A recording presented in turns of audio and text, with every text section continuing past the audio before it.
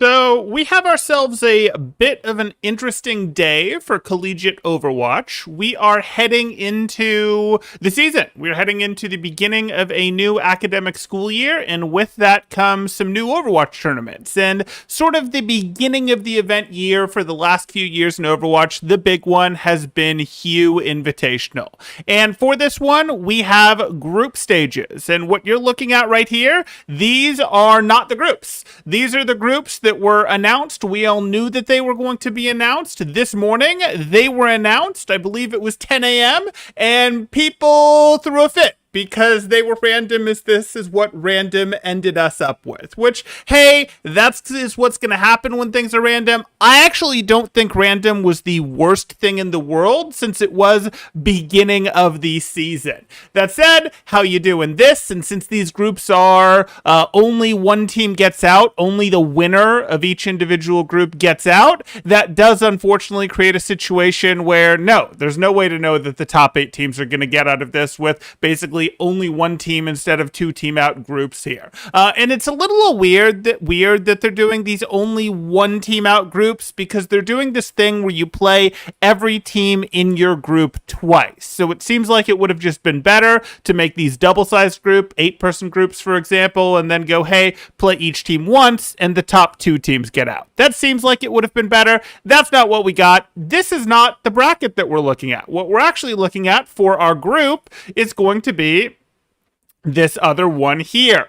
And as we see, this has been adjusted. They went ahead and pulled some of the scariest things out. In this first one, we had Harrisburg, Rutgers, ISU, all in the same group. In the next group, we had Lords, Converse, Northwood. That was getting a little bit silly. And then you'd have a group over here where, okay, Ohio State probably wins that, but that group is kind of silly. Maybe Ball State wins it instead, but that's much weaker than the previous 2 groups we talked about. So they decided to go the route, and this was, of course, drama-filled, of they decided to bring in a panel of experts to comment on it, decide what was going to happen. They said, we're going to have a panel of experts. The panel of experts was going to meet at 4 p.m. Eastern, because this got thrown out the first time, within an hour or two. And that panel of experts is going to decide what's happening. But no one gets to know who this panel of experts are, and no one gets to know how many experts there are.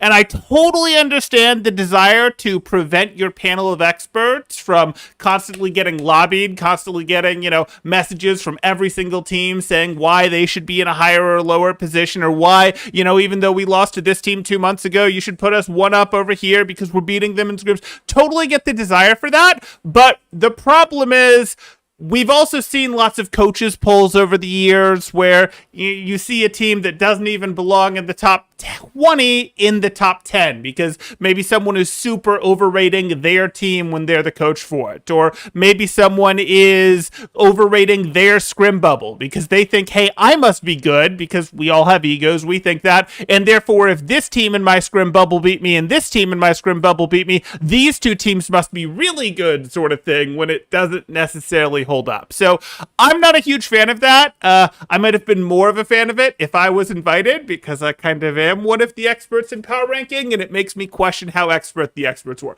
But you know what? That's fine. There's other experts out there who are perfectly fine for doing power rankings. And the truth is, we ended up with some pretty reasonable groups here. They clearly did not fully reseed these groups. That much is obvious. They instead went through and said, hey, let's go ahead and just move. Let's keep the basics of the groups, and let's just move some of the most egregious stuff out of the groups with the work of experts there. So that happened. So now what do we expect? Now you guys are up to date on the news. So what do we actually expect for the groups themselves? How are these groups going to go? Will Temporal put out some predictions here? Well, yeah, we can do some group analysis. That's fun. And we'll talk a little bit about these teams coming into this year as well, since we haven't seen them. And this will be the last big tournament on partially Overwatch 1. We actually don't know if the finals are going to be on Overwatch 2 or on Overwatch 1. It's been made clear that Blizzard has said in the past to some of the collegiate people that, hey, we could do that. We could get 8 teams onto Overwatch 2. That's perfectly fine. But Harrisburg may not have reached out to Blizzard early enough to make that happen.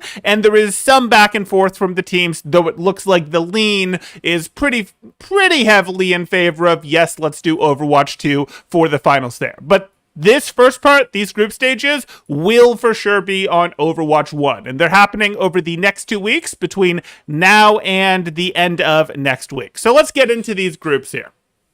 So the first thing that we're going to see is Group 1. Do we have any competition in this group? We have Harrisburg, who we would expect to win this group.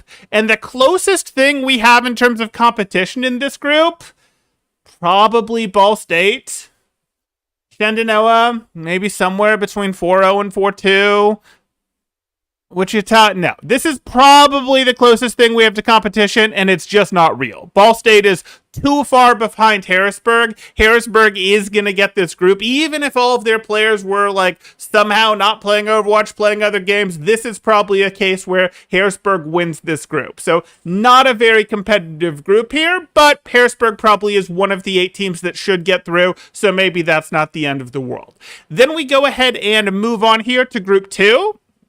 And we can expect that what we would be looking at here would be Northwood. Northwood is, again, probably the winner of this group. This group I am happier with, though, because Lords is not likely to beat Northwood. I would not expect Lords to beat Northwood 3 or 4 times out of 10, anything like that. But if Northwood just doesn't show up, if Northwood just plays like garbage, Lords will beat them. I don't think I can say the same thing about Ball State slapping around Harrisburg. I don't think I could say the same thing about Ashland or Ottawa taking down Northwood if they showed up and just played like garbage. Lords would go, hey, if a top team like Northwood is going to play like garbage, they'll take them down. So I like this group more. Then we get into Group 3 here.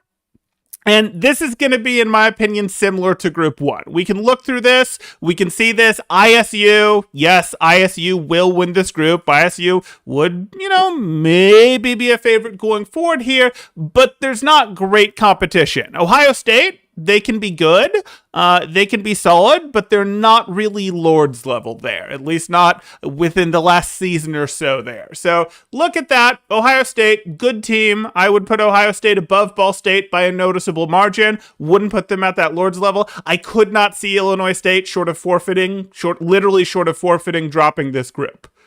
And again, I don't love that so far. OSU should be good again, I hear. That's fine. OSU being Ohio State. Yeah, no, Ohio State is fine again. Ohio State is perfectly fine, but again, they're not... there's just no way that they take down ISU, even if ISU has to use a sub, even if, it's a thing where ISU players aren't feeling well, maybe the reality of they've been scrimming on Overwatch 2 the whole time, they'll be coming back to play Overwatch 1, and I'm sure they won't have scrimmed it very much. Ohio State's just not going to be able to take down ISU. Yeah. Whereas if you might have a situation where ISU could go, hey, we're playing Overwatch 2 all the time, and they sort of lose maybe to something like Lords. Again, that matchup doesn't happen, but if you saw Northwood constantly playing Overwatch 2, Lords really plepping on Overwatch 1, and Northwood having a bad day on top of it, you could see a Lords win there. Back to the world roster right here. Yeah, I saw that. I think that was true. We've got the Ohio State alumni there. I think that was true even end of last semester. I want to say at LAN. Maybe at LAN they weren't playing their old one, but I want to say late last season I saw them playing their old roster again, which, hey, good on them. That's a strong roster. That roster can compete. I still don't have it. I have it quite a bit ahead of Ball State. I wouldn't have it up in Lords territory. Kentucky LAN. Yeah, that was the one that I was looking at where I saw, oh, hey, good to see them again. So these groups, we've seen 3 of them. Let's get into group 4 here. And in our group 4, we can take a look and see who would we predict to win this group. And I immediately see 2 schools that I would be looking at. We don't have a strong champion like we did in Northwood, Illinois, and Harrisburg, who will just be good teams this semester, we'd expect, or have been in the past. But Converse and Grandview are both solid. I'm going to meaningfully give the edge to Converse here, unless there's been roster changes that I don't know about. Totally possible on either roster.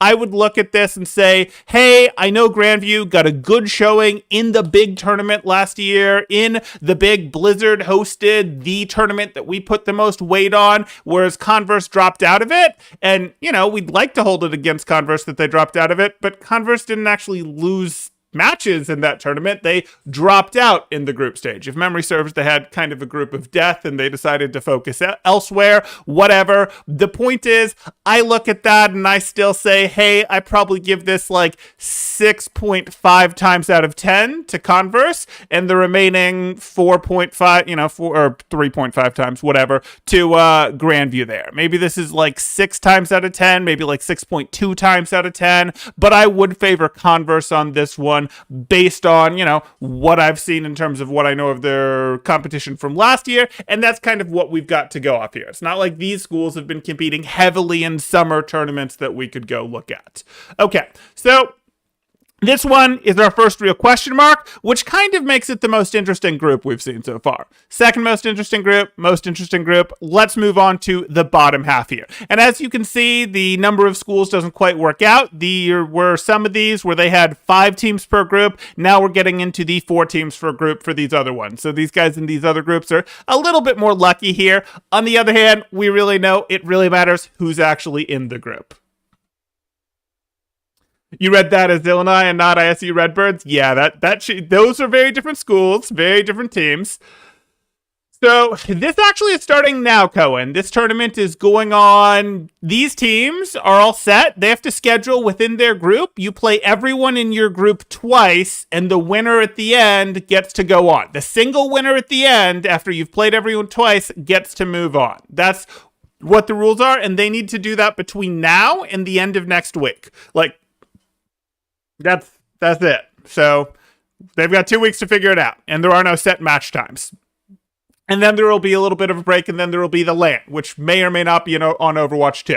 But right now we're playing Overwatch 1. So Group 5, Fisher College has inherited. It's messy. It's not clean. We don't know exactly what happened there, but most people are just thinking of Fisher College as Bay State.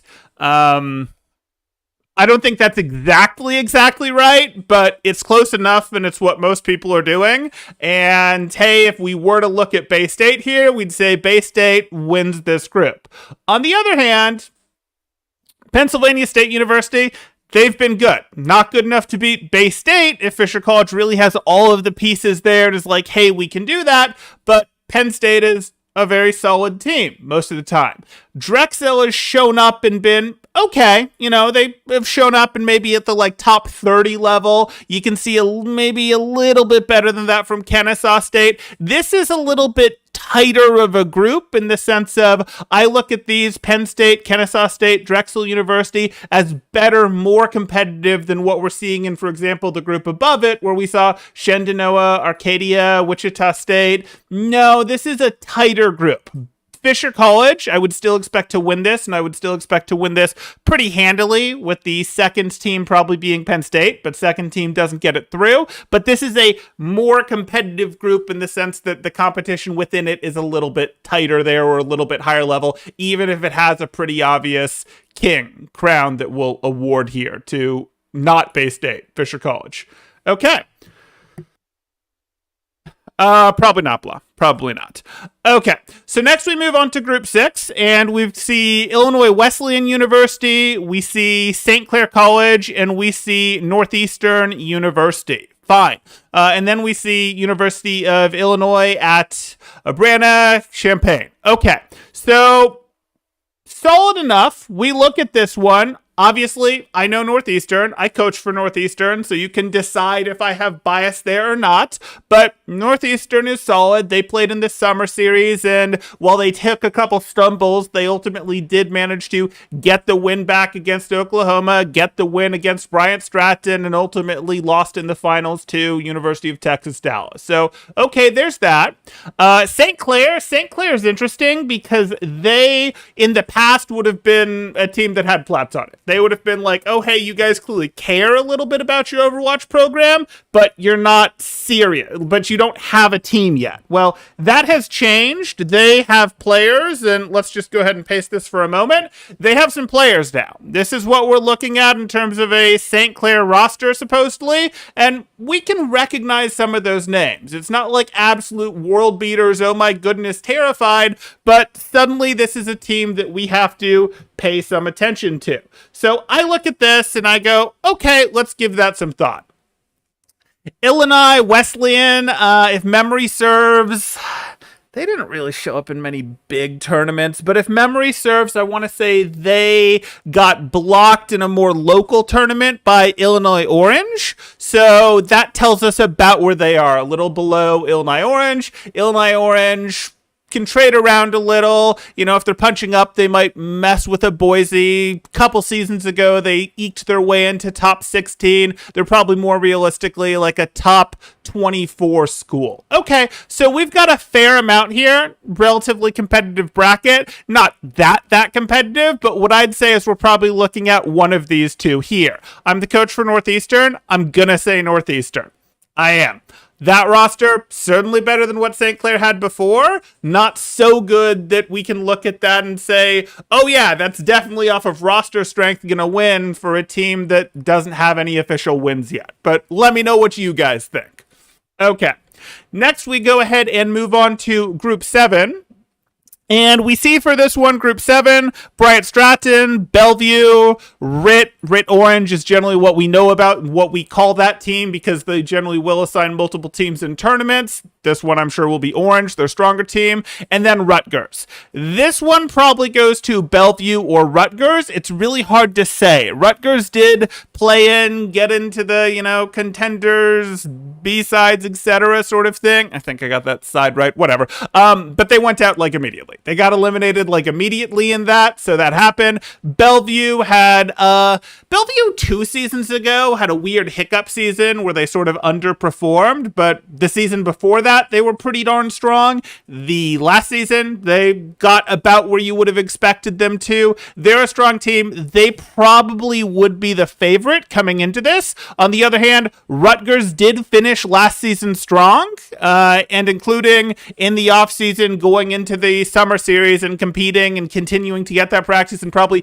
practicing a little harder than some of these other schools did over the summer. So lean here would be Bellevue, but it's not a strong lean. We're probably looking at a 6-4 lean, maybe a little stronger than that, but a 6-4 lean in my mind. But honestly, it's not even a 6-4 lean because I'm looking at this and we can say 6. Maybe I put 6 Bellevue, but the reality is all of these schools are threat. Rutgers is my second favorite in terms of I'd give them the most likely to win behind that, but it's not like Bryant Stratton is bad. Bryant Stratton is good at adjusting their strategies as maps go on, especially in some of the longer matches and really being annoying, really continually pulling new things out of the box there. And RIT has done work as well. I don't think RIT is going to, I think RIT would be the least likely team to come out of this one. And again, I'm putting it on Bellevue for the record for my predictions, etc. But I think this is a very competitive group. I think this is the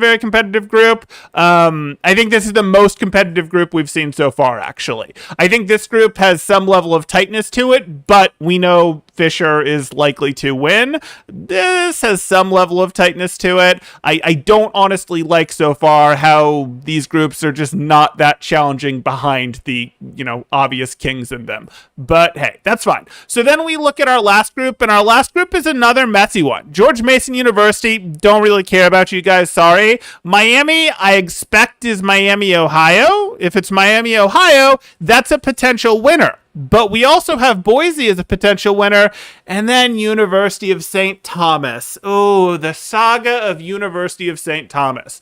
They're always so close to having a good Overwatch team. They've had like 2 years now where they haven't actually fielded a team for 90% of the season because they were one player short of having a real team. But if they had that player, that would be good. There was some controversy last year at Hugh, if memory serves, where maybe they played with someone who wasn't at their school. I don't know.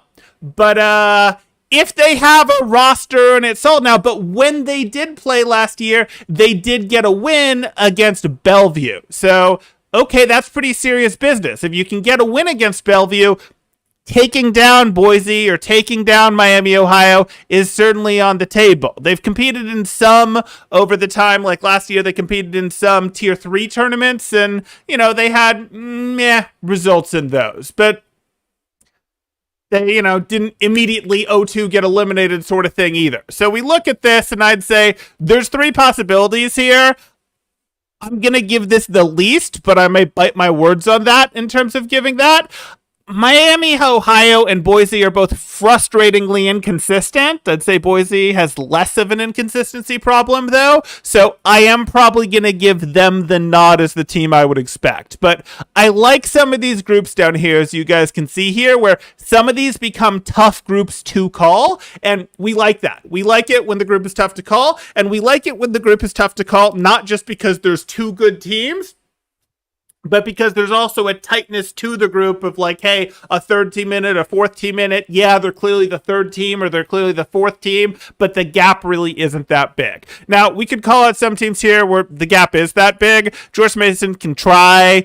University of Texas Arlington, I don't even recognize that one. Oakland University, is that Oakland, California? We could go through quite a bit of here. I don't recognize Sunny University at Buffalo. Ottawa's okay. Ashland's okay. Yeah. There's some in here that you sort of go, okay, these gaps are too big. But overall, this happened. I think these made out as pretty okay groups in the end. I don't actually like how big these gaps are. I don't think anyone complained about it because no one wanted to fix it by putting another better team in there with a ISU or with a Harrisburg. So I understand why no one objected and how it ended up like this. And the reality is this just sort of was fixed group, them fixing what was originally the randomizer spitting it out here. But let me know what you guys think. Do you pick different teams to win the groups? Do you think I'm vastly under or overrating a team? Or do you look at this and say, oh my goodness, I can't believe they organized this tournament like this with like a random seeding, which again, I thought was fine, but you may not think was fine. Or do you look at this and go, words are hard. Do you look at this and say, the thought of playing qualifiers on Overwatch 1 and then Overwatch 2 for the finals, that just can't be done. That's, oh my goodness, that's like stupid. What are your thoughts? I definitely want to know. Let me know in the comments. And in the meantime, I'm going to catch up on chat, which is where you can let me know if you're seeing this live. Oh, Terria says, I was part of the panel fixing the groups if you have any questions. Sure, I'm going to challenge you since I have you here. How do you feel about group 1 or 3? Do you look at group 1 and 3 and say, hey, these groups may be a little too predetermined, a little too, yeah, it's fine because these teams are going to win them, but like, where's any challenge here? Like, these teams barely have to show up to win these groups. We kind of loaded these groups down with teams that weren't going to make it through no matter what group they were in, right? And all of the good, competitive, hyper interested in Overwatch programs are okay with that because they didn't get eaten by ISU or Harrisburg, but that maybe looks a little bit like, hey, them not having been paying attention got them into a bit of trouble here. Oh, the other thing you could ask for me is Miami, University of Miami, Ohio, because you helped do the seating here. Hopefully you know that. And then while you answer or don't answer those, let's see that. Jake says 1 and 2 seeds should usually have an easy route on qualifiers, I would say, but Northwood is a little tougher. 1 and 2 having a relatively easy way through would be fine. Northwood does have Lords here. That's fine. I think that's fine conceptually. Yeah, you would expect in a standard bracket that your 1 seed and your 2 seed, or if you were making groups, that your 1 seed and your 2 seed would have easier groups. I totally agree with that. And if we're thinking of these as the top 2 seeds, that's potentially okay with me. That said, I don't know that anyone would have really picked Harrisburg as the number 2 seed. Let me restate that. Harrisburg is not the number 2 seed in this tournament. Yes, I'm throwing down the gauntlet.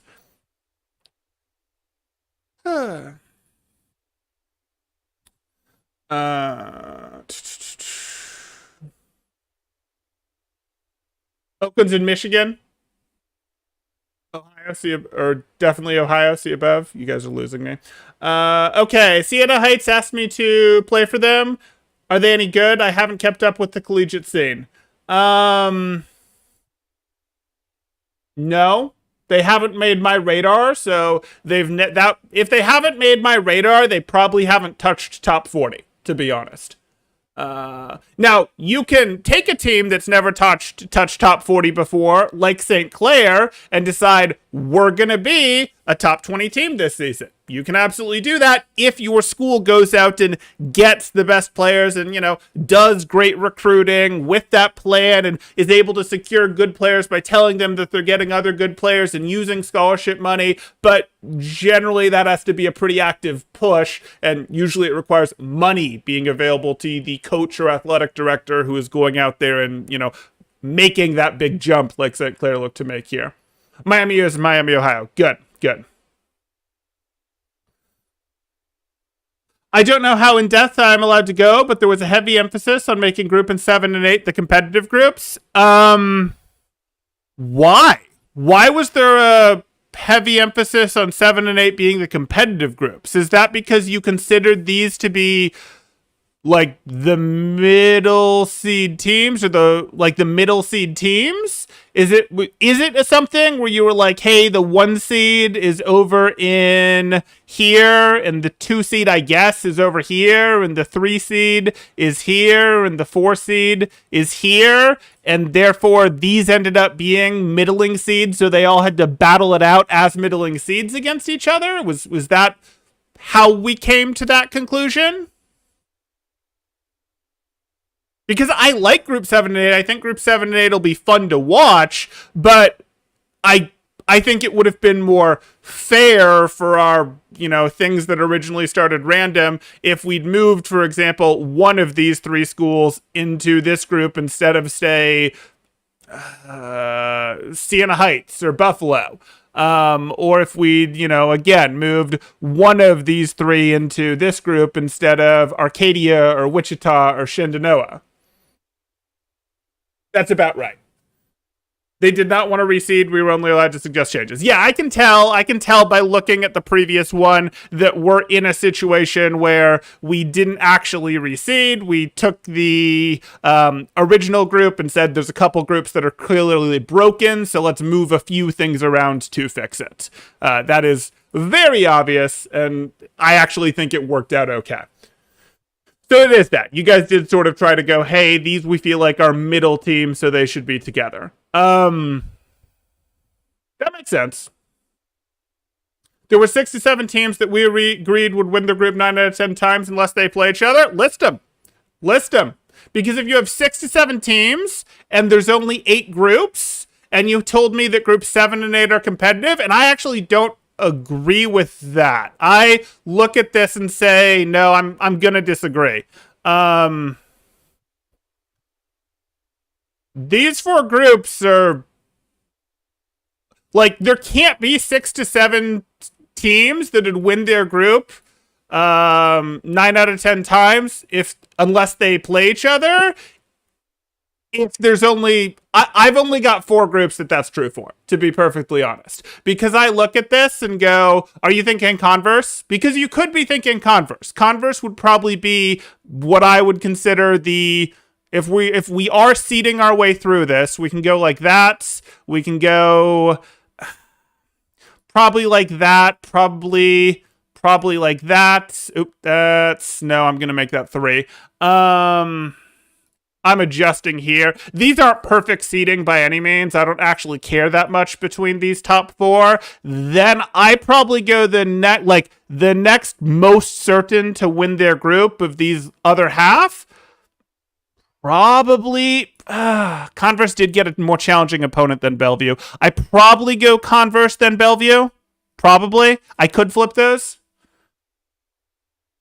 Converse, Harrisburg, Northwood, Illinois State, Fisher, Boise. You're overrating Boise. Boise isn't consistent enough to do that. Boise has a really strong esports program, and like their school really cares about it. They do a fantastic job of running their program. They have summer camps. They get people to come to them. They do a good job of representing the esports name. Their Overwatch team is good, but their Overwatch team is not at the level necessarily of, it's not at the level of these 4. It's really not at the level, in my opinion, of Converse either. It's certainly, got a program that would be better known than Converse's program, but I would call Converse strong enough. Similar to Bellevue, I think Bellevue has I think Bellevue has more wins over Boise than the other way around, but we're talking over the course of years though. Boise has lost matches that they shouldn't, similar to how Miami University has lost matches that they shouldn't. I agree, we at Rutgers would scrim them a lot last season, but there's a lot of buzz around recent pickups. They had a lot of buzz around their pickup last season, and then last season, they lost some matches that they shouldn't have. Yeah. So that's interesting. Okay. And also, if we felt like so I can get to these 6. I would struggle to go beyond this 4, like, hey, what are the next best schools here? Because honestly, it gets too messy. And honestly, I don't want to undersell Grandview. I don't want to undersell Rutgers. I don't want to undersell Boise, Miami, Northeastern. I just don't know what to do with St. Clair, Penn State, etc. So that's a fun one. But I'm glad we got that. I'm glad we got that insider knowledge there from the committee. That was very helpful.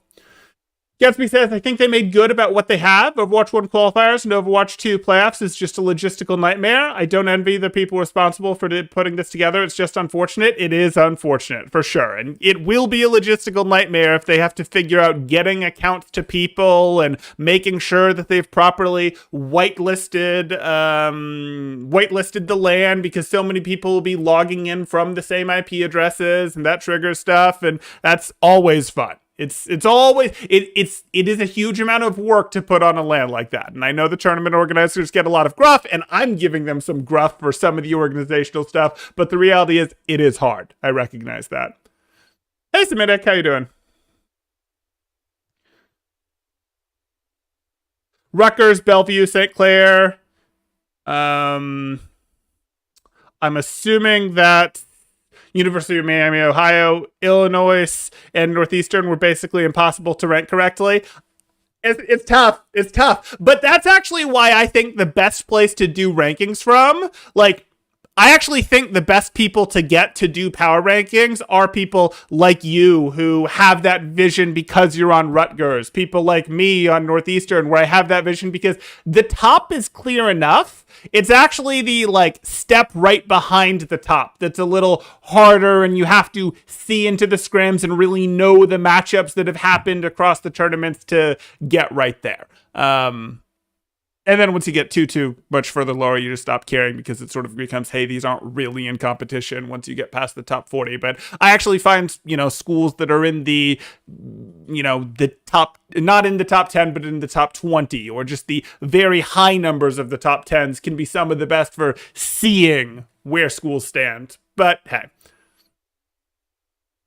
Ohio State got their players back. Yeah, I am not saying Ohio State is bad, but Ohio State would not make my top 10. Ohio State would not make my top 10 probably in this in this tournament. It would not be far outside of it, but it probably wouldn't make it, even with their players back. You have to remember, the level of competition just keeps going up. And Kentucky was interesting. Kentucky had a couple good teams at it, the Kentucky LAN, but the Kentucky LAN did not pull in great teams, is what I'll say there. I know they got, second at that, or did they win that? No, I think they got second at that. I want to say there was a school there. Was it Converse? I want to say Converse got the 3 seed. I want to say Ohio State got invited last minute to replace University of Texas Dallas, who dropped out of it in order to attend the Boston one, I want to say. And then Converse with their 3 seed won through. But there was a second good team. I want to say it was Grandview. And I want to say it ended up being Converse Grandview, Ohio. I could be wrong there. Second, I think? Okay. Oh, did they get the second seed or second place? It was the Wiz. Got it. Okay. Let me catch back up here. Miami University equals Ohio. University of Miami equals Florida, Miami. Isn't it great? I mean, we're just used to our, that one, I want to say, that's the abbreviation. We run into them pretty frequently because they're our ESC rivals, because that's a league we play in with them, and the schools we've really paid attention to in the past are them and Ball State in that league. But hey, we being Northeastern. Okay.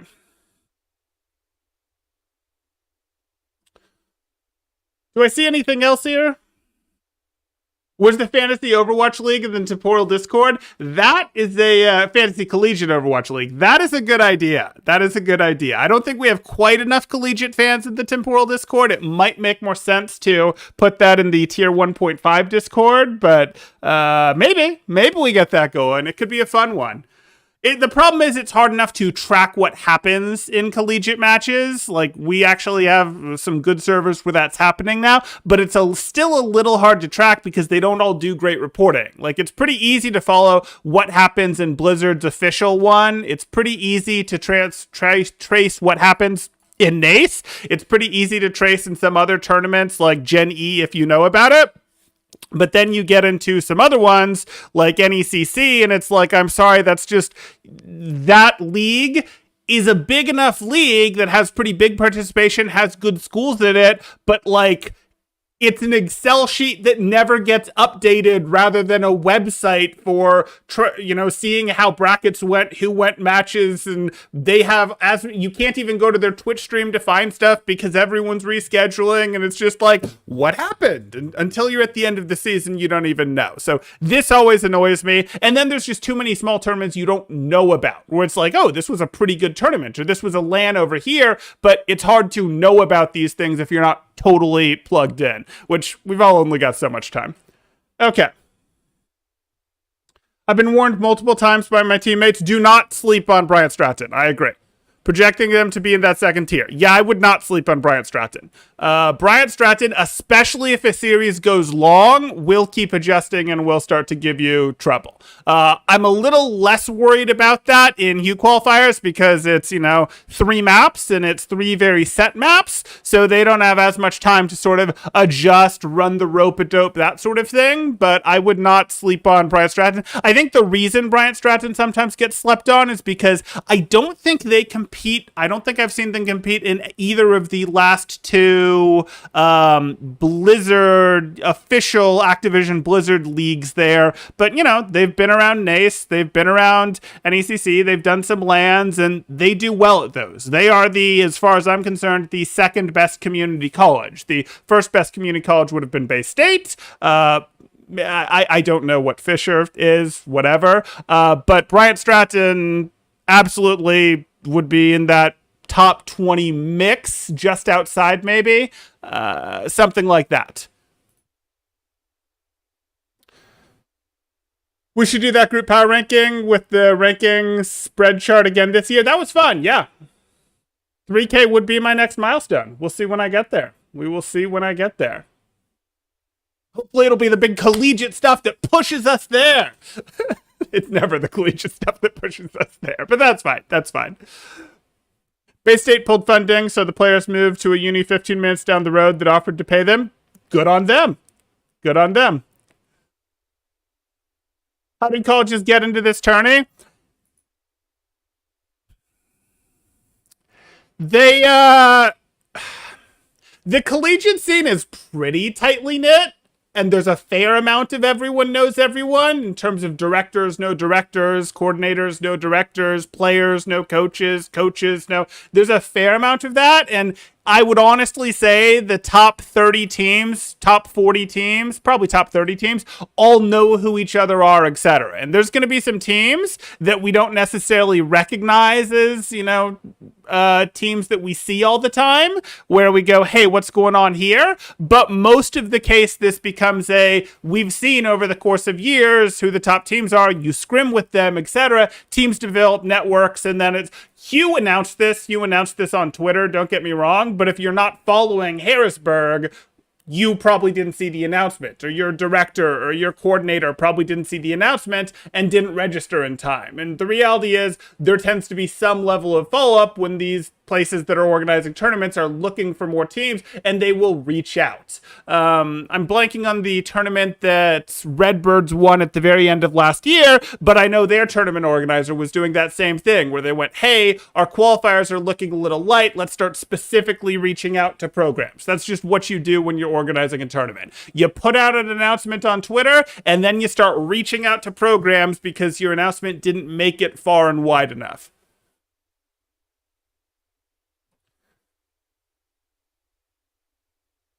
Bro, do you plan on making a video on the absolute whirlwind of a day Al has had? Al, see, I thought the collegiate day was interesting, and I just looked at the Overwatch League day, and I went, oh, so we just had two teams, explode. We just had multiple teams just, explode.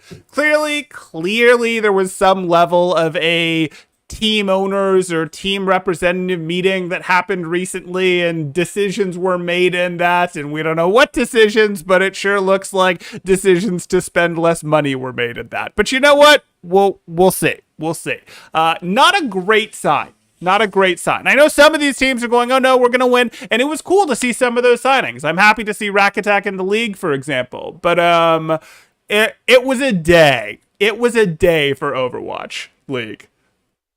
It's just dropped everybody, right? I know. Okay, I think that's going to do it for now. We're wandering out of collegiate territory, but that's going to go ahead and do it. I hope you guys enjoyed. If you have, drop a like. Consider subscribing for more Overwatch content, collegiate content. We have that here. It's some good stuff. We'll continue to do power rankings. I'm also collaborating with some other people for some other power. I mean, I did that last season too, but we should have another good source of power rankings this season on top of the ones we've had in the past. So I'm looking forward to it. We all grow together, bring more interest to the scene. It's going to be fun. We're going to get to play on a new game. Hopefully that'll be some more interest as well. But I will see you guys in the next one.